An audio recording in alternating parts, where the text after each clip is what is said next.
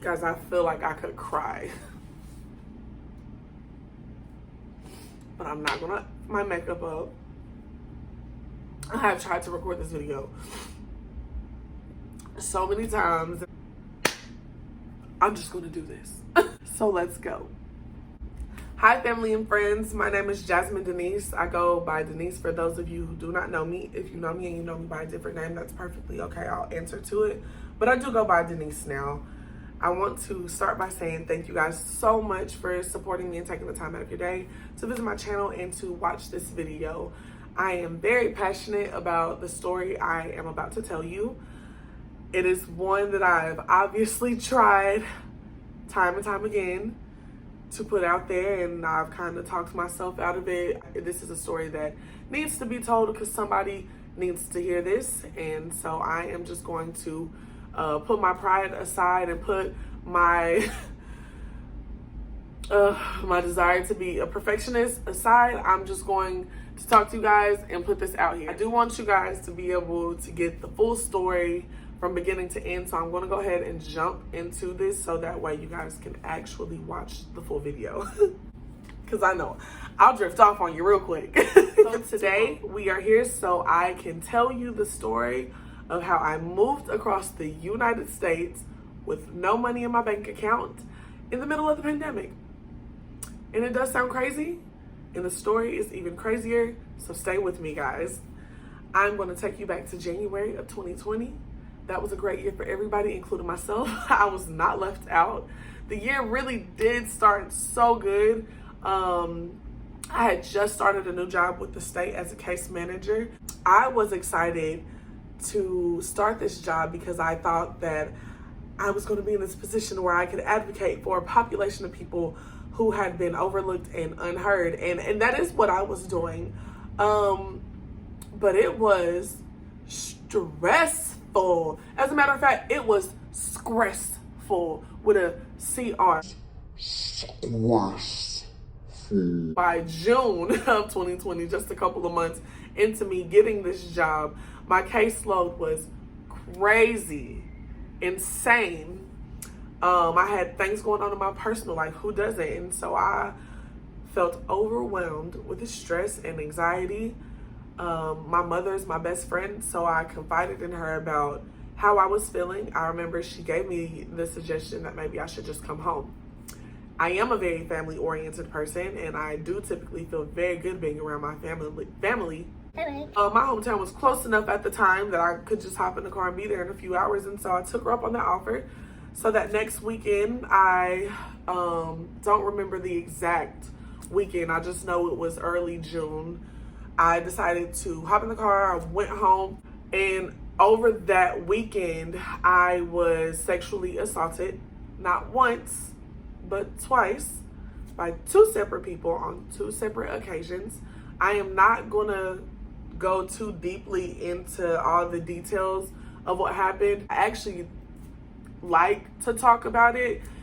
As weird as that sounds, I do like to talk to people because somebody may need to hear what exactly I went through. So anyways, I was sexually assaulted twice within like a 30-hour period or something like that. And a week later, I was fired from my job because they felt that it was unhealthy for me to work in an environment with victims and potential perpetrators. And I can say that was not a pretty day. As you can imagine, I was quite stressed already. And so to be told that I was losing my job in the middle of the pandemic with a very small savings account, I was pissed. I was in there like, fuck you, fuck you, fuck you. You're cool, but fuck all and the rest of y'all. I was now even more stressed out. I was dealing with healing from some sexual assaults, and now I'm having to figure out how I'm going to continue to live. How am I supposed to pay my rent? How am I supposed to pay my car note? Once I was actually let go, when I heard the words, "We are going to end our professional relationship with you," I actually did not spaz. The spazzing was the day before, which probably led to me being fired. I said, okay, I gave them all my equipment back. I called my mother, and I do believe initially there was a little bit of panic in her voice. She quickly switched that to "You'll be okay. You've always been okay. You've never been without," which was very comforting, and I actually needed that more than she will ever know. So that night, I took myself to the gym and I ran on the treadmill. So I know I had to be upset because I never run. You'll catch me on a solid 5, and I have long legs, so 5 is a brisk walk, okay? But your girl was running. I was hot. As I'm running, I'm asking God, okay, bro, I'm really calm right now, and this is a little concerning. So you must have a plan because I'm calm and I'm not sure of what's going on. So you must have a plan. But let me tell you something, homeboy. God, when you give me this sign of whatever it is that I'm supposed to do next, I need you to make it very clear, because I'm hard-headed and sometimes I don't see the signs. Sometimes they'll go straight over my head. I did not hear a voice say anything to me, but I promise you that I felt this spirit or this energy of when it comes, you will know. And I left it at that. The next day, I had a very close friend call me Kwamitra. We were having just a casual conversation. And within the conversation, she ended up asking me, when are you going to move, Jasmine? And I was like, ah! The angels started singing. The heavens opened up. And I knew that was the sign. That was it. I was supposed to move. It wasn't anything spectacular. It was the feeling that I got when she asked me that question. I cannot describe the feeling that I actually had, but if you've ever experienced physical and spiritual alignment, that is the feeling that I felt. It just was right. At that point, I decided it was time for me to go ahead and start looking for places to move to. I didn't have any real ideas of where I wanted to go or even what I wanted to do next, but I just started doing things. And so I put out into the universe, I'm serious about this move. I started selling little bitty things in the house, just things that I wouldn't miss if they were gone. I have some friends in Florida. I reached out to them and arranged some stuff for me to come down there and look for some jobs. I was supposed to go with a friend and he bailed on me last minute, so I ended up driving to Florida by myself at midnight on a random weekday. I drove about 10 or 11 hours. I made it to Florida immediately, took a nap, and then started putting in job applications. I mean, I was just moved. I looked for jobs, I looked for apartments, and nothing was sticking. I couldn't find an apartment. People weren't showing up to tours. It's the middle of the pandemic, so I really could not find a job. A lot of people were either temporarily closed or they had already done so many layoffs that if they were going to do hiring, it was probably going to be the people that had already been there with the company before.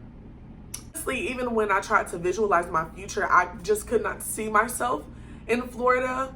So after about a week, I came back, decided I have to figure out something about income. So I had a part-time job at a gym daycare making minimum wage, I believe, and minimum wage in Tennessee is $7.25. So your girl was making nothing. Basically, I was making nothing. My money was going straight to rent, straight to my car note. So I was just kind of coasting along at this point, but just barely making ends meet. And so I did have a vacation that I had previously planned before all of that had happened. I think in March, I bought tickets to come visit a friend that lived on the West Coast. And this person, Trey, he's not just a friend of mine. He is literally family. This is my brother. We introduced each other as siblings. This is my brother. My name is Denise, and he's Dennis. So one day I was talking to him, and after the assaults, I had actually been confiding in him a lot more than I typically had been. And so we were just talking one day, and I had told him that, you know, I want to move. I need to get out of Tennessee. I've outgrown this place. I need to move. Period. That's the end of it. I need to move. And he said, so why don't you move here? I'll help you out while you get on your feet. And without hesitation. I said, okay. And I cannot describe, again, this feeling of alignment, I guess is what we're going to call it, this feeling of alignment. But I just knew that I was supposed to say yes. I did not question it. I did not hesitate. It just fell out of my mouth, honestly, without me thinking, yeah, okay. But at this point, I knew that it was time for me to go. I knew that I was doing my part, and I knew that the universe was going to do her part, and I felt like this was the universe providing what I had asked for. I was getting rid of things because I wanted to move. And then the universe said, here's a place for you to stay. And when I came for my vacation, which I said, like I said, was already planned. When I came for my vacation, I walked around while he was doing work, because I came during the week. I walked around for a bit and ended up getting an interview the same day on a Friday at a place, going in and doing an actual working interview, not just sitting down. And I actually got the job. I did not tell this employer that I didn't live there. I told her that I had just moved that week. So by the end of the day, I had gone and gotten all my like ID cards and stuff that I needed to get to make sure that I could actually fill out the paperwork to, you know, go forward in the process of hiring, in the hiring process. My vacation ended on a Sunday. I flew back to Tennessee on a Sunday. And that same week, Thursday, I had my landlord coming through to do my walkthrough. I had sold as much stuff as I possibly could, and whatever else I couldn't sell, I literally gave away. It was an extremely stressful situation. I had to move entirely in 4 days. I was practically killing myself to get rid of things, to sell things, because the only money that I actually had was going to be from whatever I sold. I actually ended up giving a $1,000+ bedroom set away for free because I could not sell it in enough time, and I didn't have enough time. I had to be out there by Thursday. The apartment had to be all the way cleared out by Thursday, and so I gave a lot of things away. I didn't really make that much money off the things I was selling because the bigger items people did not want to purchase, you cheap sons. I was dead set on getting away. Not running away, but getting away, doing what the universe had prompted me to do so I could move on to better things. So I was not going to let anything stop me from getting out. Drove to my hometown, picked my mother up, and we drove cross country for 3 days until we got here to where I am now. So I would like to say I stayed with my brother on his couch for 3 months in his very tiny apartment. Love him. His apartment was tiny and he had a dog. And guys, I'm gonna be real. I do not like living with animals. I don't like animal fur on my clothes. I don't like taking care of the animals. Honey, I'm 26 with no kids, and I don't plan on having them anytime soon. I don't want to take care of a kid or a dog or a cat or a lizard or a bunny. I want to take care of me, and I want me to have fun with me. That's it. No, I don't have time for anything or anybody else right now. That is the highlights of that story. I will be honest with you, so much happened. I'm not going to go into detail, but I promise you it was crazy. I mean, from the story of how I actually got fired, I cussed people out before I left, the story of I lost someone that I considered to be my best friend at the time over a mattress. Yes, a mattress. Like, a mattress. Lost a friend over a mattress. I lost several friends in this move, but that one in particular was just insane. When I moved out here a couple months in, I had a mental breakdown. I do suffer from bipolar disorder, so I had an actual episode, which was interesting to deal with because no one has ever seen me in that state before besides my mother. And so it was weird because not only was my brother there, he had company that night. And some rando saw me have an episode. Everything has been so interesting. So let's see. So, things happened. It was a lot crazier. I really just didn't want to take up too much of your time. Let me know if you're interested in hearing any of these stories or just have questions. I will definitely answer them. But now I really want to get into what did I learn from all this, because I learned so much. The first thing that I learned is that I need to trust myself. I have to learn to trust in myself because I will never fail. Period. I will never fail. And I don't say that as in a cocky or even unrealistic expectation of my life. I say that as in, as long as I put forth the effort, even if it does not turn out the way that I want it to, I succeed because I learn. As long as I'm learning, I am succeeding. If I'm not learning, it's because I didn't try. And that is the only thing that I consider to be a failure. So I need to learn to trust myself. Trust that the universe has got my back because she's always had me every single time. God's got my back. I've never been down and out. Really, I'm blessed. I live a blessed life. And so I need to learn to trust myself and trust in God. Everything is going to be okay. So that was the first thing that I learned. The second thing that I learned, and this one is important, guys.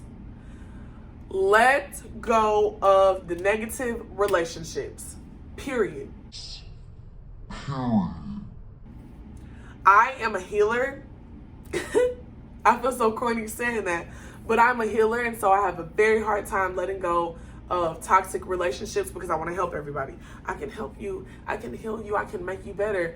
And the truth is, nope, I cannot heal everybody. Everybody's not ready to be healed, and I have to start letting go of friendships that are one-sided, that take more effort to hold on to than to actually just let them go.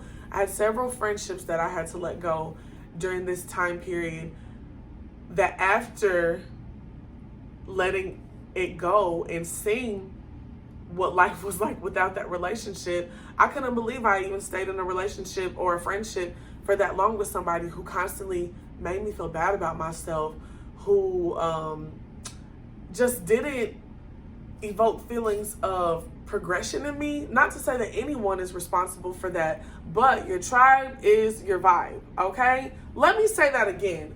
Your tribe is your vibe. The people you surround yourself with are a reflection of you. So, let that sink in. I'm going to just let you marinate on those words for a second. You are the sum of the 5 people you hang out with the most. The next thing I learned was that it is okay to ask for help. I grew up in a single parent household with an independent Black mother. And although there is nothing wrong with being independent, I had this belief that if I asked for help, I was weak. When in fact, you're stronger for asking for help. Because not only do you have to set your pride to the side, which is hard, and I think that we all know how hard it is to set your pride to the side, you actually have to be willing to accept the help. Asking and then accepting the help. Because honestly, if you knew how to help yourself in certain situations, if you knew how to help yourself, you would have already done it. Sometimes you need the outside help, and that is perfectly okay. Ask for the help, accept the help, and be grateful. The last thing I learned was that I'm a bad bitch. Period. I packed up whatever fit in my car and moved across the country, and I'm flourishing. Period. Do you see me? So, long story short, all that to say, sis, if you're thinking about doing it, do it. I don't care what it is. Do it. If it makes you happy, do it. I don't care who tells you you sound crazy. I don't care who tells you maybe you should think about that a little more. No, screw that. The only thing that is stopping you is you. The only thing that is stopping you from living the life that you dream is you. Get out of your own way, because baby, we some bad bitches out here. And the world is ready for you, and the world is ready for me. Thank you. If you're still here, you're the GOAT. So thank you so much for sticking around. I'm serious. If you want to reach out to me and tell me your story, or if you want to reach out to me and ask me any questions, find me on Instagram, DM me, go like my pictures. I look cute on Instagram. But thank you, y'all. You guys have a good day. Be positive, stay blessed, and be easy, bro.